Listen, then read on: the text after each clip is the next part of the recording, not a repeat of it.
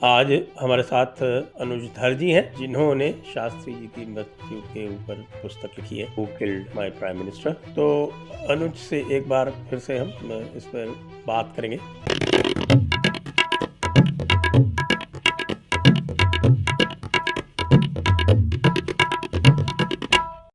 तो क्या आप जो हमें अभी तक पता है उसमें उस जानकारी में कुछ और इजाफा हुआ है क्या? सर, अगर आप पहले के समय से देखेंगे तो बहुत कुछ जानकारी है, मतलब मेरी किताब आने के बाद से, जी क्योंकि जी जी। उसमें मैं अपना खुद का वो तोतू नहीं बजा भोंपू नहीं बजाता हूँ, लेकिन ये कि ये शास्त्री वाले केस में मैं इकलौता आदमी जिसने किताब लिखी है। तो मुझसे पहले किसी ने नहीं लिखी कोई, ये पहली एक प्रॉपर किताब है जो उनकी डेथ मिस्ट्री के ऊपर है। और मुझसे पहले कोशिश की गई थी, उनके बारे में हम बाद में बात करेंगे, सरदार पटेल के सुपुत्र ने कोशिश की थी, उन्होंने एक बुकलेट लिखी थी उसके बारे में। तो मेरे से जितना बन पाया, और ये 2018-19 की किताब मेरी आई है, मैंने उसमें डाल दिया। उसके बाद से कोई अपडेट नहीं है। सिर्फ एक अपडेट है जो हम लोग मेरे ख्याल से प्रोग्राम के आखिर में डिस्कशन करेंगे, वो सरकार के लेवल पे मोदी जी से जुड़ा, लेकिन उसके अलावा और कोई नया अपडेट नहीं थी। क्योंकि एक बड़ा ये जो पूरा जो केस है शास्त्री जी वाला, क्योंकि इस पर जो मेरा ध्यान गया था, मैं तो सुभाष बोस के केस के पीछे लगा। और आपको अच्छी तरह पता होगा सर, मेरा जन्म हुआ था बाबू कॉलोनी के अंदर में, तो मैं वहीं पैदा हुआ था, तो दिल्ली के अंदर। तो ये बाबू कॉलोनी में हम जब लोग शाम को लोग बैठ के गप्पे हांडा करते थे, लोग बड़े बूढ़े सारे के सारे, तो ये अलग अलग मिस्ट्रियां निकल के आती थी। हम सुनते थे अपने घर के बुजुर्गों से कि कौन क्या हुआ, कौन किधर मरा, कौन सी कहानी इधर की है। तो ये पॉलिटिकल डोमेन में जितनी आपकी मिस्ट्रीज हैं, उसमें सबसे दो बड़ी मिस्ट्री आपकी नेताजी की और लाल बहादुर शास्त्री की निकल के आती है। और शास्त्री जी की डेथ मिस्ट्री को उनके परिवार ने ही सुभाष बोस के डेथ केस से जोड़ा है। पिछली बार भी संजय नाथ सिंह मेरे ख्याल से आपके प्रोग्राम में उन्होंने भी रेफरेंस किया था इस बात का। तो ये कहीं ना कि इस केस से जोड़ा था। तो मेरा इस केस में मेरा जुड़ाव हुआ सुभाष बोस की वजह से, लोगों ने मुझे बोला इसके बारे में। तो सर, ये इकलौती किताब है जो शास्त्री जी की डेथ पे लिखी गई है। मैंने इसमें सारे फैक्ट्स, जो उनकी डेथ के बारे में कौन कौन सी थ्योरियां हैं, किस थ्योरी में कितना दम है, वो सारा का सारा, और क्या हमें करना चाहिए, वो सब डाल दिया। तो इसके ऊपर नीचे आपको कोई और किताब नहीं मिलेगी। This is the only book, English Hindi दोनों में है, मराठी एडिशन भी इसका होगा। तो इसके लिखने का कारण ये था कि ये मैंने फिर हमने सूचना के अधिकार में हम लोगों ने सुभाष बोस वाले केस में 2006 से सरकार को तंग करना शुरू कर दिया। तो उनसे हमें दस्तावेज मिले। उसी करते करते प्रकरण में हम जब बात करते थे तो लोग शास्त्री जी की बात किया करते थे। 2009 में मैंने शास्त्री जी को लेकर के मैंने सूचना के अधिकार में पहली बार एक उनसे विदेश मंत्रालय, प्रधानमंत्री कार्यालय से जवाब मांगा। तो वहां से उनका जवाब टेढ़ा-मेढ़ा आया, मना करा कि हम इन्फॉर्मेशन नहीं देंगे। तो ये इशू वहां पे रीबूट हुआ पहली बार करके। तो मैंने उसके बाद में कुछ आर्टिकल्स लिखे थे इसके बारे में, डेलीओ में होंगे, स्वराज्य में होंगे, मुझे पता नहीं, लेकिन डेलीओ में आर्टिकल्स मेरे हैं। तो वो उनके अंदर मैंने काफी इंसाइटफुल तरीके से पूरे केस को समझाया था। तो 2017-18 में विवेक अग्निहोत्री जी ने मुझे फोन किया कि वो एक मुझसे मिलना चाहते हैं, वो फिल्म बनाना चाहते हैं शास्त्री जी वाले केस में। तो मेरी उनसे मुलाकात हुई, तब मुझे मालूम चला कि वो फिल्म बना रहे हैं। बाद में जाके उसका फिल्म का नाम ताशकंद फाइल्स। तो जब उनके साथ मेरा जुड़ाव हुआ, उनको मैंने जो मैं कर सकता था किया उनके साथ में मैंने, तब मुझे लगा कि अब जब फिल्म आने वाली है उसके ऊपर, और फिल्म में मेरा भी योगदान है, तो शायद एक छोटी सी किताब इस पे अगर पॉसिबल हो तो मैं लिख सकूं इस पूरे केस के ऊपर। नेताजी वाला केस है, उसमें काफी किताबें हैं, काफी कुछ है, चाहे कैसी भी हो, लेकिन शास्त्री वाले केस में कोई किताब इस ऊपर नहीं लिखी गई। ये पहली इकलौती किताब है। मुझसे पहले जिस व्यक्ति ने कोशिश की थी, उनका नाम था दाहिया भाई पटेल। ये दूसरी फोटोग्राफ जो आपको मैंने भेजी है, ये दाहिया भाई पटेल सरदार पटेल के सुपुत्र। तो पिता ने उनको कहा था कि ज्यादा नाम मेरा यूज नहीं करना है। उन्होंने शायद इतना डाउन प्ले किया कि इतने साल तक वो मेंबर ऑफ पार्लियामेंट रहे हैं दाहिया भाई पटेल, और हमको नहीं मालूम कि सरदार पटेल के इकलौते सुपुत्र थे वो दया भाई पटेल। उनकी आप जो फैमिली की फोटो आप देखेंगे, तो जो मनी बहन, जो उनकी बहन है दया भाई की, मनी बहन के सामने खड़े हैं, शक्लें पूरी मिलती हैं दोनों भाई बहनों की। तो उन्होंने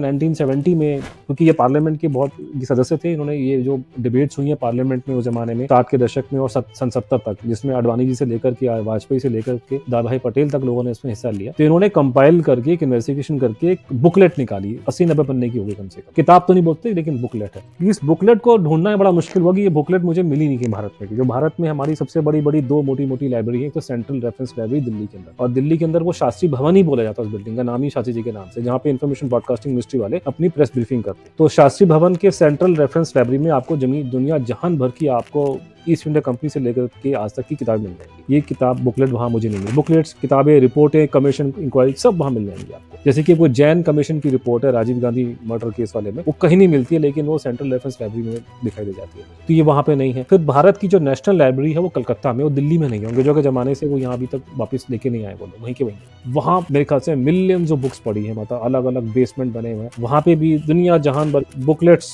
वगैरह हैं, कुछ ये उसका वहां भी जिक्र नहीं है। तो बड़ी मुश्किल से मेरे एक मित्र अमेरिका में प्रोफेसर है, उन्होंने ढूंढ करके मुझे वहां से ये पकड़ाया, तो मेरे को ये रेफरेंस में आ गया। तो ये किताब मेरे ख्याल से गायब कर दी गई यहाँ से जानबूझ के, क्योंकि ये हर तरह की बुकलेट्स अवेलेबल, लेकिन ये बुकलेट अवेलेबल नहीं, मिलती नहीं है। इसमें ऐसा क्या तो है? किसी ने लिखी, उसका एक कारण न लिखने का था, जैसे सुभाष बोस पे जो लोगों ने लिखा है, तो सर मटेरियल कुछ लिखने के लिए होना चाहिए, मैं किस पे लिखेंगे आप? तो सुभाष बोस पे तो दबादब 2-3 कमीशन ऑफ इंक्वायरी बन चुकी थी सन 70 तक आते आते, उसकी रिपोर्टें अवेलेबल थी। आगे के समय चलेंगे, हमारे समय नेताजी को लेकर के दुनिया भर के पेपर्स अवेलेबल है, भारत में विदेश में लोग खोल के बातें करते हैं, लेकिन शास्त्री जी के बारे में कुछ भी अवेलेबल नहीं है। और सरकार की तरफ से जो स्टेटमेंट दी गई थी, सबसे जो बड़ी स्टेटमेंट दी गई है, वो 1970 में दी गई थी, वॉर से, बांग्लादेश वॉर से बिल्कुल थोड़ा पहले, उसी टाइम पे दिसंबर में उसी के दौरान दी गई थी। गिनती के 4-5 पन्ने की हुई, that's all. Government of India ने उन 4-5 पन्नों के डिटेल के अलावा कुछ भी इन्फॉर्मेशन आज तक ऑफर नहीं की, और इसको लेके बवाल पार्लियामेंट में सन 66 में मचा है, फिर मचा है 1970 में अप्रैल में और 70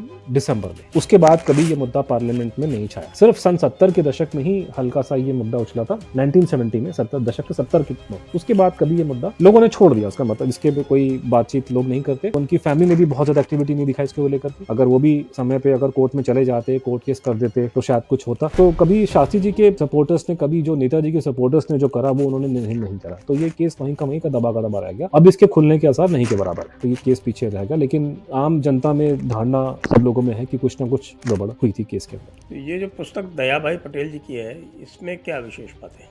इसमें उन्होंने उंगली उठाई है रशियंस के ऊपर और भारत सरकार के ऊपर। उनका मानना था कि रशियंस ने उनको मरवाया, उनका ये लबोलबाप है बोलने का, और सरकार को वो लपेटे में ले रहे कि ये सरकार, क्योंकि जो बैठी है तो उनके साथ मिली हुई है, तो ये उनका बेसिकली उनका लबोलबाप। और आपने अपनी पुस्तक में कौन कौन सी थियरीज डिस्कस की? सर मैंने पहली चीज, मैं बड़ा सिस्टमेटिकली चलता हूँ करके, तो मैं ये जीवनी नहीं है कि उनकी शास्त्री जी की, ये उनकी डेथ मिस्ट्री किताब, तो पूरी किताब में आपको उनके बारे में मिलेगा। जो हमारा सरकारी, जो हमारा जो ऑफिशियल व्यू है कि शास्त्री जी की हार्ट अटैक से डेथ हुई थी, हार्ट फेलियर या हार्ट, जो भी कार्डियक अरेस्ट जो भी कहते हैं, मुझे वो उनको हुआ था। अब शास्त्री जी हार्ट के पेशेंट थे, इसमें कोई डिस्प्यूट नहीं, उनको 2 छोटे हार्ट अटैक पहले हो चुके, एक तो पीएम बनने के एकदम बाद भी हुआ था और एक बीच में हुआ था। तो शास्त्री जी एक हार्ट पेशेंट थे, और यही कहा था कि उनको तीसरा ये फेटल हार्ट अटैक उनको ताशकंद में आ गया उस टाइम पे। और हार्ट अटैक का है कि वो किसको कब आ जाए किसी को पता नहीं है, लेकिन उनके खासकर परिवार के लोग और उनके साथ में बहुत जुड़े हुए लोग, जैसे उनके बहुत बड़े सपोर्टर थे जगदीश कोडेशिया जी, और जो कांग्रेस प्रदेश के चीफ थे, दिल्ली कांग्रेस प्रदेश के चीफ हुआ करते थे, पुराने जमाने के लीडर थे, और भी बहुत सारे लोग, कांग्रेस के लोग थे ज्यादातर। उन्होंने सबने खुल्लम खुल्ला इस बात को बोला कि उनको मारा, उनको जहर दिया गया, और फैमिली और खासकर उनकी जो मिसेज थी ललिता शास्त्री ने खुल्लम खुल्ला स्टेटमेंट दी कि मेरे हस्बैंड को मारा है। बाकी के फैमिली के लोगों ने बात बोली है,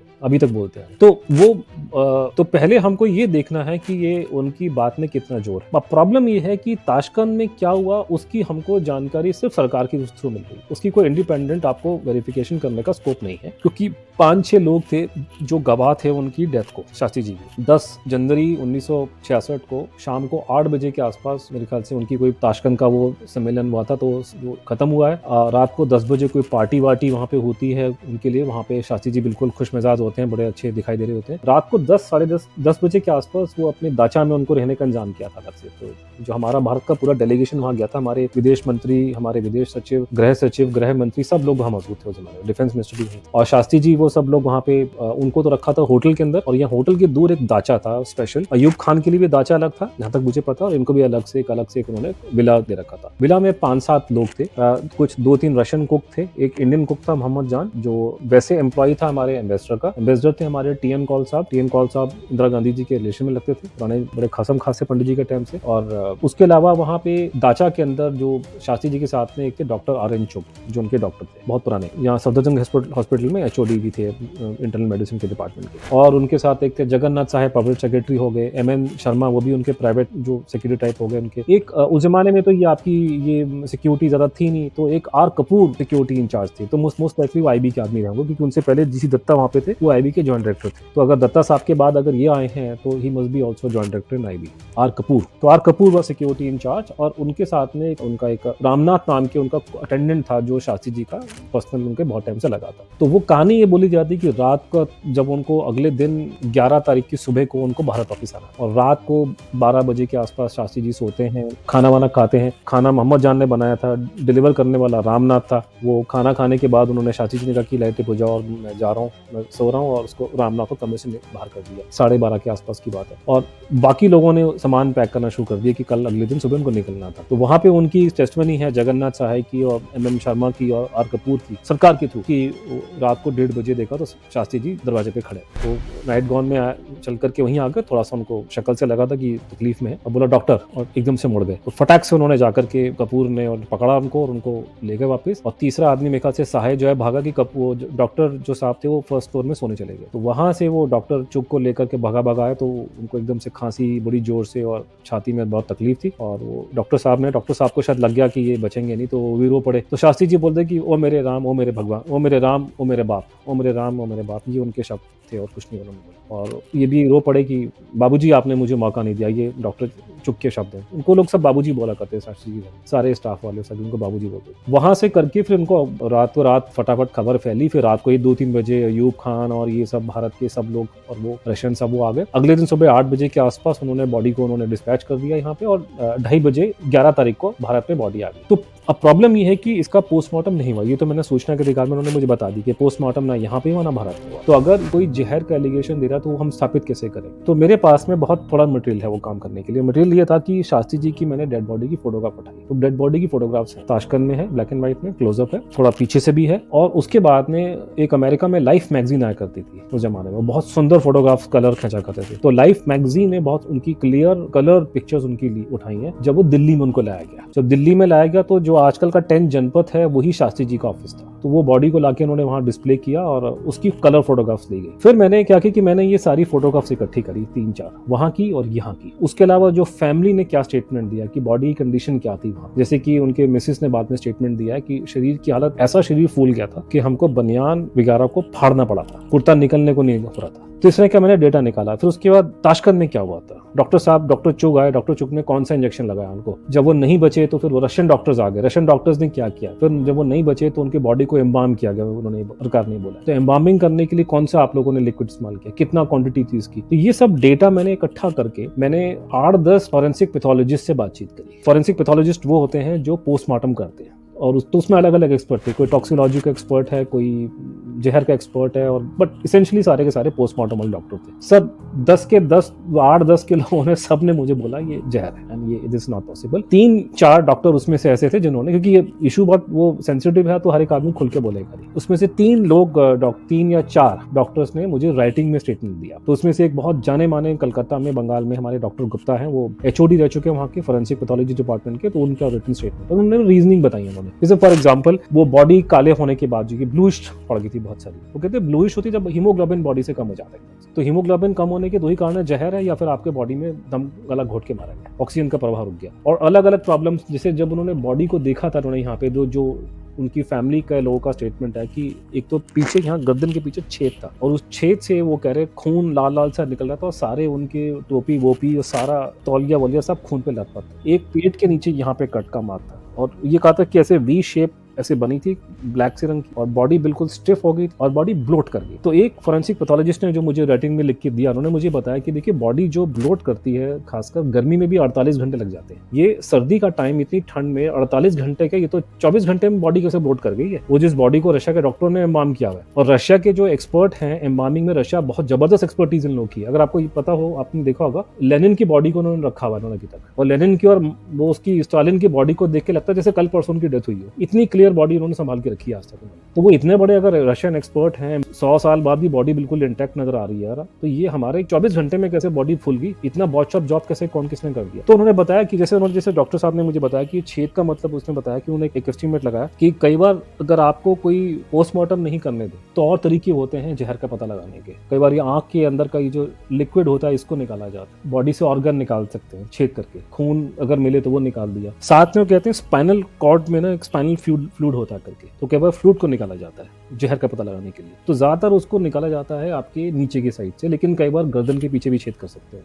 तो ऐसे करते करते करते उन्होंने मुझे 5-7 रीजन दी। तो एक तो ये हो गया। दूसरा ये कि बड़ा दुख की बात है कि हमारी सरकार ने पार्लियामेंट में 2-3 बड़े तगड़े झूठ बोले हैं इस केस में। उसके बाद में अगली चीज जो निकल के आती है कि अगर ये जहर देके मारा गया है तो किसने मरवाया होगा। तो 3 थ्योरियां ही टेबल पे हैं, चौथी थ्योरी को टेबल पे नहीं है। कहने को लोग बोल सकते हैं कि पाकिस्तान है, पाकिस्तान की इतनी औकात नहीं है, थर्ड वर्ल्ड कंट्री जैसी भारत पाकिस्तान की, एक सेकंड वहां जाकर के सुपर पावर के जाके मार दे, इतनी औकात हमारी किसी की नहीं है। कि वो पूरी बकवास है और पूरा उनसे कोई पाकिस्तान वाले कोई बहुत नाखुश भी नहीं थे, उनके तो मेरे ख्याल से फेवर में गया था पूरा का पूरा अकॉर्ड, तो वो बेकार की बात है। लेकिन 3 लोगों का नाम लिया था कि अमेरिकन्स ने मार दिया, रशियंस का नाम वो दाया भाई पटेल ने लिया है और ये बात बहुत डिस्कस हुई है इस टाइम पे कि रशियंस ने केजीबी ने मार दिया उनको, सीआईए ने मार दिया, और तीसरा ये कि इंटरनल हैंड कि किसी ने अंदर कोई कंस्पिरेसी हुई है। तो उसके अंदर आप सबसे मशहूर जो थे हमारे राजनारायण जी थे, उन्होंने खुल्लम खुल्ला इंदिरा गांधी का नाम इसमें घसीटा था। उन्होंने पार्लियामेंट में खुल के बोला था कि वो हम ये तो बोलती फिरती है कि हमारे घर का नौकर प्रधानमंत्री बन गया, मैं तो ऐसी रहेगी। तो ये 3 थ्योरियां निकल के आती है, इन तीनों को मैंने एनालाइज किया अपनी किताब में और जो मेरे को